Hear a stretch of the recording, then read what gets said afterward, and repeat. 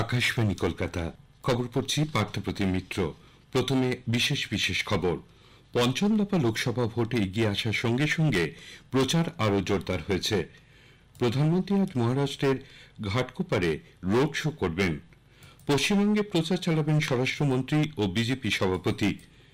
ভোটের প্রচারে রাজনৈতিক দলগুলির শীর্ষ নেতাদের ভালো দৃষ্টান্ত তুলে ধরতে বলেছে নির্বাচন কমিশন। গাজা ভূখণ্ড ইসরায়েল হামাস চলতি সংঘাতে নিহত হয়েছেন রাষ্ট্রসংঘের সুরক্ষা ও নিরাপত্তা দপ্তরে কর্মরত এক প্রাক্তন ভারতীয় সেনা আধিকারিক। রাজস্থানের নিমকা থানা জেলায় হিন্দুস্তান কপার লিমিটেডের একটি দল খনিগর্ভে আটকে পড়েছে। আসছি বিস্তারিত খবরে।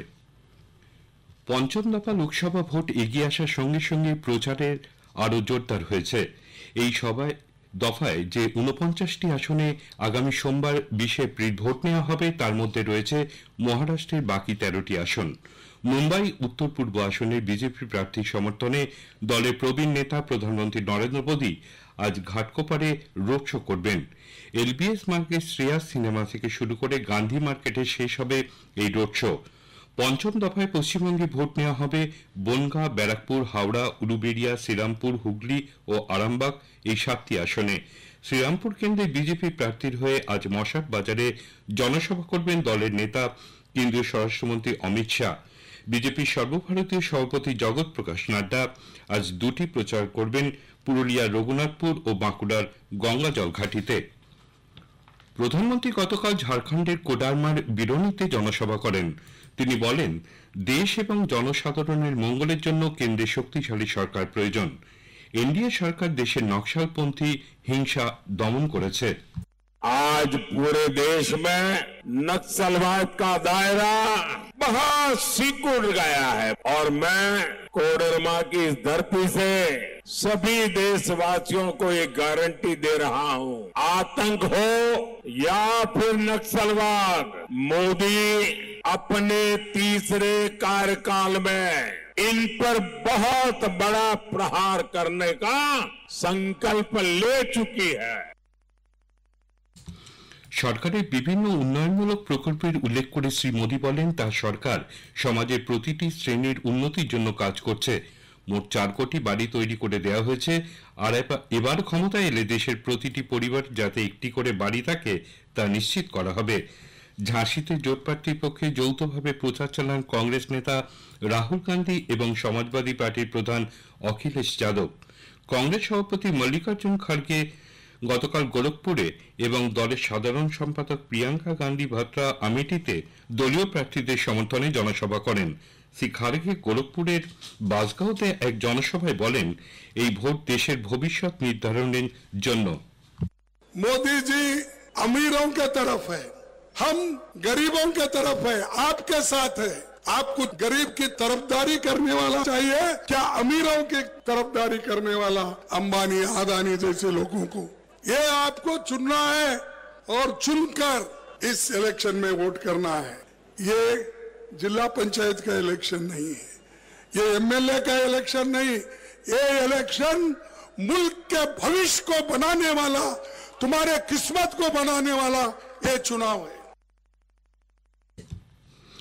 বিজেপির সর্বভারতীয় সভাপতি জেপি নাড্ডা এবং উত্তরপ্রদেশের মুখ্যমন্ত্রী যোগী আদিত্যনাথ গতকাল উত্তরপ্রদেশের আমেঠিতে প্রচারে অংশ নেন।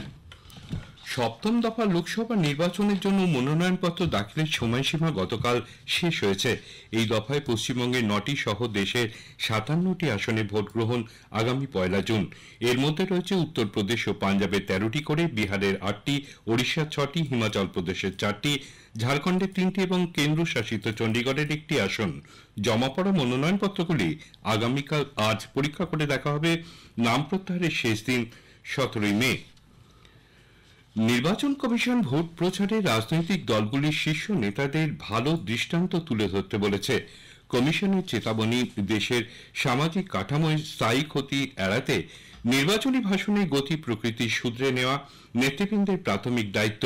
গত 16 মার্চ আদর্শ আচরণবিধি বলবৎ হওয়ার পর থেকে বিভিন্ন রাজনৈতিক দলের বিরুদ্ধে এই বিধি লঙ্ঘনের যেসব অভিযোগ এসেছে তার 90%-এরও বেশি নিষ্পত্তি করা হয়েছে বলেও জানিয়েছেন কমিশন। তাদের দাবি, কংগ্রেস এবং বিজেপি বাদে আর কোনো রাজনৈতিক দলের বিরুদ্ধে বড় ধরনের অভিযোগের নিষ্পত্তি বকেয়া নেই। এই খবর শুনছেন আকাশবাণী কলকাতা কেন্দ্র থেকে। গাজা ভূখণ্ডে ইসরায়েল হামাস চলতি সংঘাতে রাষ্ট্রসংঘের সুরক্ষা ও নিরাপত্তা দপ্তরের কর্মরত প্রাক্তন ভারতীয় সেনা আধিকারিক কর্নেল বৈভব অনিল কালে নিহত হয়েছেন।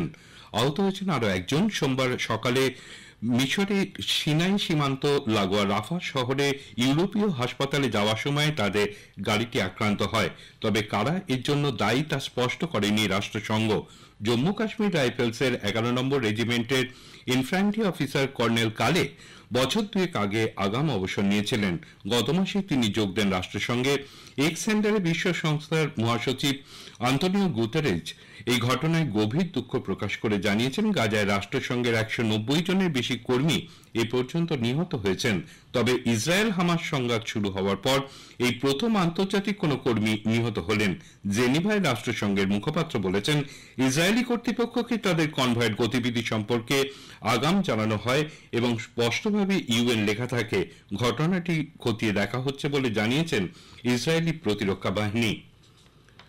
এদিকে আন্তর্জাতিক সতর্কবার্তা উপেক্ষা করে ইসরায়েলি ট্যাঙ্ক গতকাল পূর্ব রাফার আরো ভেতরে ঢুকে পড়েছে। 10 লক্ষের বেশি যুদ্ধপীড়িত প্যালেস্তিনীয় দক্ষিণ গাজা সীমান্তের এই শহরে আশ্রয় নিয়েছেন। ইসরায়েলি ট্যাঙ্ক যেখানে পৌঁছয় আরো বেশি নাগরিক প্রাণহানির আশঙ্কা করছেন তারা। ইসরায়েলের বক্তব্য, হামাসের 4টি ব্যাটালিয়ন সেখানে ঘাঁটি গেড়েছে। তাদের যোদ্ধাদের নিকেশ করতেই এই অভিযান। গতকাল উত্তর গাজার জাবালিয়ায় তুমুল গুলির লড়াই চলে। 75 বছর আগে বাস্তুচ্যুত প্যালেস্তিনীয়দের জন্য জাবালিয়ায় তৈরি হয়েছিল শরণার্থী শিবির। হামাসের সশস্ত্র শাখা কাসান ব্রিগেড জানিয়েছে, আল সালাম জেলায় তাদের ছোড়া ক্ষেপণাস্ত্রে ইসরায়েলি সেনার একটি সাজোয়া গাড়ি ধ্বংস হয়েছে। হতাহত হয়েছেন কয়েকজন। ফ্রান্সের নরমান্ডি রুয়ের কাছে প্রিজন ভ্যানে অতর্কিত হামলায় 2 ফরাসি কারা আধিকারিক নিহত হয়েছেন। মোহাম্মদ আমরা নামে এক বন্দীকে ওই ভ্যানে আদালত থেকে জেলে ফিরিয়ে নিয়ে যাওয়া হচ্ছিল। টোলবুথে হঠাৎই একটি গাড়ি প্রিজন ভ্যানে ধাক্কা মারে। গাড়ির আরোহী বন্দুকধারীর কারা আধিকারিকদের লক্ষ্য করে এলোপাতাড়ি গুলি ছুড়লে 2 জন নিহত ও 2 জন গুরুতর জখম হন। এরপরেই চম্পট দেয় আমরা। তার সন্ধানে তল্লাশি চলছে। ফরাসি রাষ্ট্রপতি ইমানুয়েল ম্যাক্রো এক্স হ্যান্ডেলে লিখেছেন, হামলাকারীদের খুঁজে বের করতে সব রকম চেষ্টা চালানো হচ্ছে। পাকিস্তান অধিকৃত কাশ্মীরের নিরাপত্তা বাহিনীর সঙ্গে সংঘর্ষে 4 জন প্রাণ হারিয়েছেন, 100 জনেরও বেশি আহত হয়েছেন। এদের মধ্যে 2 জনের মৃত্যু গুলিতে হয়েছে। আবার মৃত 4 জনের মধ্যে একজন পুলিশ আধিকারিকও রয়েছে। এদিকে হাজার হাজার মানুষ গত শুক্রবার থেকে ময়দা সহ নিত্য প্রয়োজনীয় জিনিসের মূল্যবৃদ্ধি এবং তীব্র লোডশেডিং এর জন্য রাস্তায় বিক্ষোভ দেখাচ্ছেন। মাঝে মাঝে বিক্ষোভ হিংসাত্মক হয়ে উঠেছে। রাজস্থানের নিমকা থানা জেলার সরকার অধীনস্থ হিন্দুস্তান কপার লিমিটেডের 14 জন আধিকারিক এবং প্রহরীদের একটি দল খনি গর্ভে আটকে পড়েছেন। গতরাতে কলিহান খনিতে নামার সময় তাদের বহনকারী ডুলিটি ভেঙে পড়ে। নিমকা থানা জেলার পুলিশ সুপার প্রবীণ নায়েক জানিয়েছেন, উদ্ধারকারী দল আটকে পড়া কর্মীদের কাছে পৌঁছতে সক্ষম হয়েছে। 100 মিটার গভীর খাদে আটকে পড়া কর্মীদের উদ্ধারে সব রকম চেষ্টা চালানো হচ্ছে। কয়েকজন আহত হবার সম্ভাবনার কথাও জানানো হয়েছে।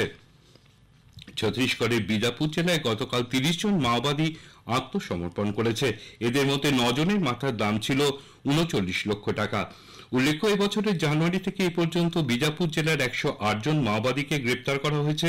76 জন মাওবাদী আত্মসমর্পণ করেছেন।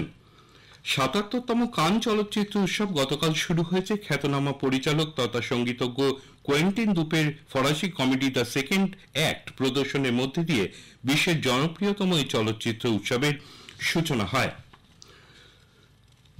দিল্লির অরুণ জেটলি স্টেডিয়ামে গতকাল রাতে আইপিএল এর ম্যাচে দিল্লি ক্যাপিটালস 19 রানে লখনৌ সুপার জায়ান্টসকে হারিয়ে দিয়েছে।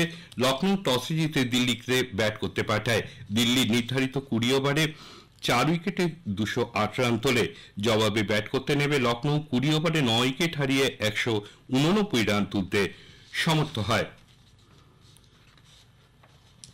European league FIH hockey pro লিগে যোগ দিতে ভারতের পুরুষ হকি দল গতকাল বেলজিয়ামের অ্যান্টওয়ার্পের উদ্দেশ্যে রওনা দিয়েছে। ভারতীয় হকি দলের ক্যাপ্টেন হরমনপ্রীত সিং বলেছেন, আগামী জুলাই মাসে প্যারিস অলিম্পিকের প্রস্তুতিতে এই প্রতিযোগিতায় অংশগ্রহণ বিশেষভাবে সাহায্য করবে। শেষ করার আগে খবরের বিশেষ অংশ আরেকবার। পঞ্চম দফা লোকসভা ভোটে এগিয়ে আসার সঙ্গে সঙ্গে প্রচার আরো জোরদার হয়েছে। প্রধানমন্ত্রী আজ মহারাষ্ট্রের ঘাটকোপারে রোড শো করবেন। ভোটের প্রচারে রাজনৈতিক দলগুলির শীর্ষ নেতাদের ভালো দৃষ্টান্ত তুলে ধরতে বলেছে নির্বাচন কমিশন। খবর এখনকার মতো শেষ হলো।